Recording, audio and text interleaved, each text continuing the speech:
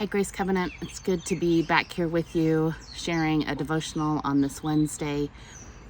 There is so much swirling around in the air and so much news that we're filtering and metabolizing, especially yesterday with the Supreme Court. I have been praying and thinking about it quite a bit. Want you to know that we are here with you, want to process, grieve, have conversations about what it is to be a faithful witness and disciple right now from wherever you are. Thought it was appropriate for me to share this book with you, one of my favorites, called When God Was a Little Girl. It is a wonderful book that is written by David R. Weiss. So praying that this gives you some energy and a way to look at how we continually need to expand our view of how we restore humanity to everyone. When God Was a Little Girl, a story about God, creation, and what it means to be human. Tell me a story, Daddy. It's a long car ride from Madison, Wisconsin to Decorah, Iowa. And a good story always helps the miles fly by. What kind of a story? Tell me a story about when God was a little girl, she announced, her eyes twinkling with this divine little twist. Okay. When God was a little girl, she liked art projects. Art projects, Susanna echoed in delight from the back seat. Yes, art projects. She liked to do art projects just like you do, which is a good thing, because that's how the world came to be. Really? Really. Let me tell you about it. In the beginning, there was only God. Nothing else was made yet. Daddy, wait. Was God lonely? Lonely? Let's see. When you're lonely, do you smile and giggle? No. Well, then I don't think God was lonely, because before anything was made, she was giggling. Giggling? Yep. Giggling, because she was imagining all the things she was going to make, and her imagination tickled her heart the way a feather tickles your ear. Then her giggling quieted to a soft hum as she got ready to create. I bet she's going to sing. Exactly. She started out humming so the tune would be just right when she sang the first word.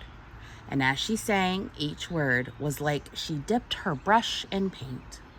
Just like me. And whenever she sang, she could see just as clearly as when you paint me a picture. And the first word she sang, softly but very clear, was love. And the love looked like, darkness. It was all dark. Midnight blue. The color of the sky in the middle of the night, the deepest blue you can imagine, even darker than black. Why do you think love was that color? Because, Daddy, it's just like love. It's there even when you can't see it. Love always finds you in the darkness, and even when it holds you close, you know you're home. That's beautiful, darling. So before anything else was made, there was love. Love, like deep, dark blue, has always been here. Yep, love was what God felt when she was giggling, and love was the first color God painted when she sang. Next, God sang so loud she almost startled herself. Light!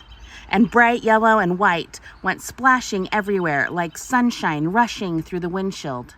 So bright you can hardly see. So bright that even God had to squint. So she took a bunch of the light, rolled it into a ball, and threw it in the sky, singing, "Sun." Then she took another bunch of light and made another ball. And when she tossed this one into the sky, she sang its name like the sound of a lullaby. Moon. And then, Susanna, God got out the glue. Glue? Yes. And the glitter. Because after two big balls of light, mostly all that was left were little bits of shining light here and there. So God squeezed out some glue on her paper. except her paper was the sky. And she tossed the glitter bits up until they stuck in twinkling patterns all across the sky.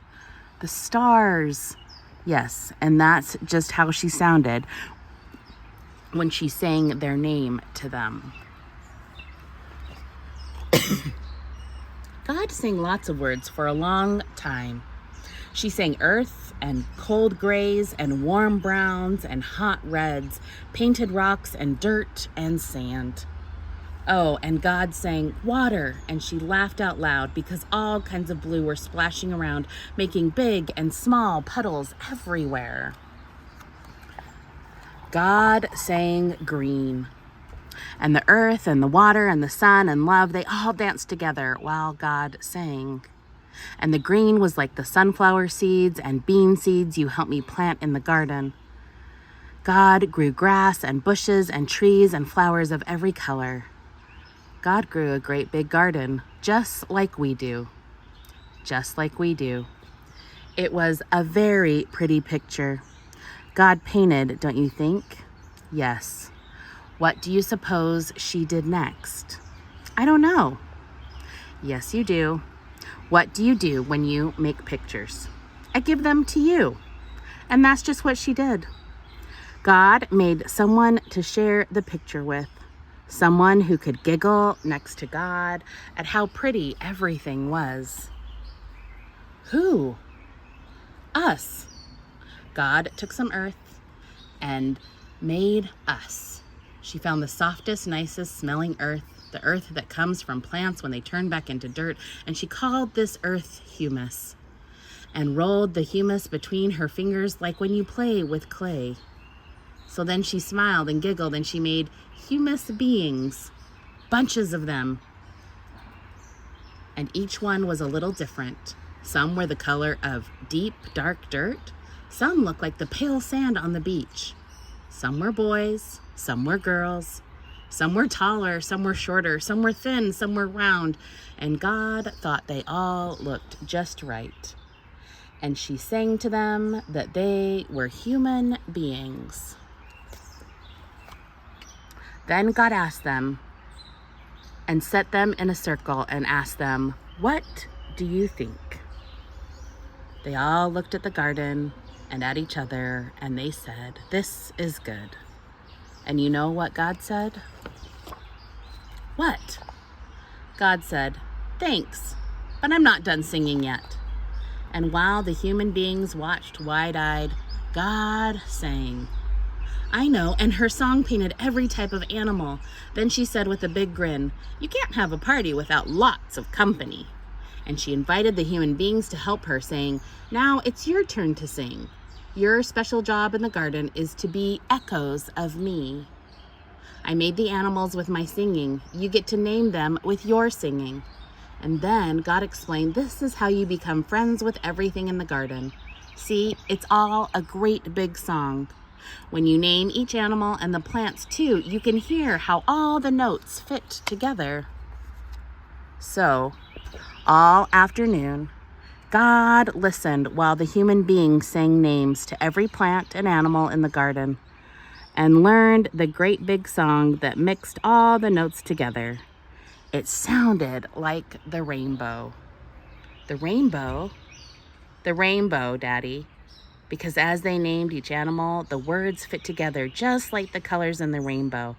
They made the whole picture look most beautiful.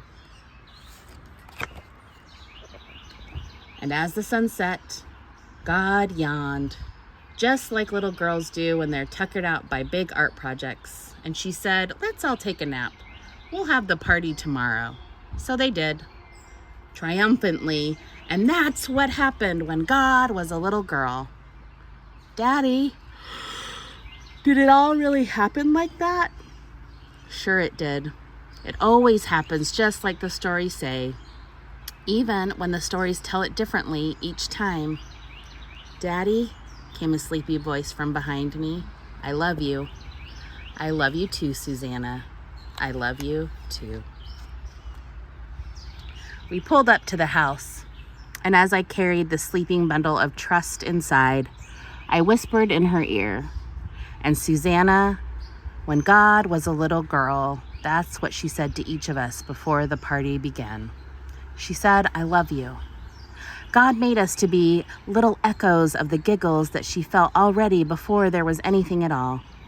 And when we live as the echo of God, we say, "I love you," right back to her and to everything else, just like I did to you. And from somewhere in her dreams, a little voice smiled up to me. "I know, Daddy. That's why I asked you to tell me a story."